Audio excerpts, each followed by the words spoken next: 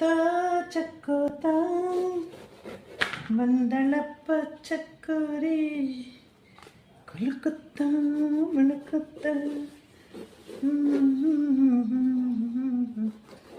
ಚಕ್ಕುತ್ತ ಚಕ್ಕುತ್ತ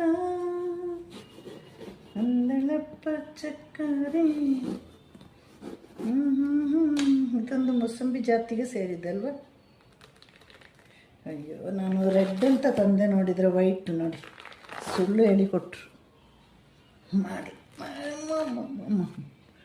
ಅಪ್ಪಪ್ಪಪ್ಪ, ಇದು ಒಳ್ಳೆಯದು ಪಿತ್ತಕ್ಕೆ. ಮನುಷ್ಯನಿಗೆ ಪಿತ್ತ ಇರುವಾಗ ಇದನ್ನು ತಿನ್ನಬೇಕು ನೋಡಿ. ಪಿತ್ತಕ್ಕೆ ದಿವ್ಯ ಔಷಧಿ ಅಂತ ಹೇಳ್ಬೋದು. ಮತ್ತು ತುಂಬ ಹಲವಾರು ಒಳ್ಳೆಯ ಗುಣಗಳಿದೆ ಈ ಚಕ್ಕೋತದಲ್ಲಿ.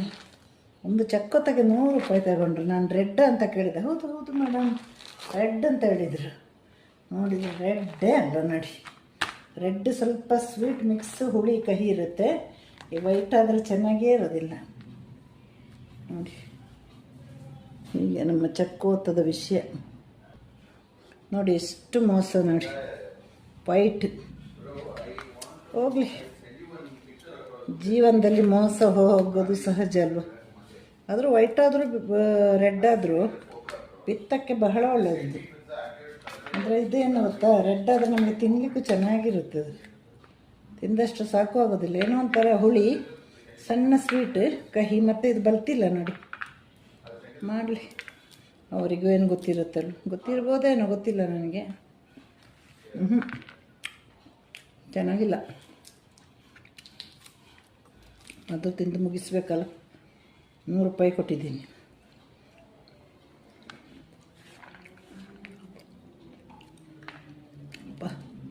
ಹುಳಿ ಪರವಾಗಿಲ್ಲ, ತಿಂದು ಮುಗಿಸ್ಬೋದು. ಒಂದೇ ತಗೊಂಡು ಬಂದಿರೋದು. ನನಗೆ ಡೌಟೇ ಇತ್ತು ಸ್ವಲ್ಪ. ಮತ್ತು ಮೊದಲು ಕೂಡ ಈ ಥರ ಮೋಸ ಆಗಿದೆ. ಇದೊಂದು ಥರ ಮೂಸಂಬಿ ಜಾತಿಗೆ ಸೇರಿದವಲ್ಲ.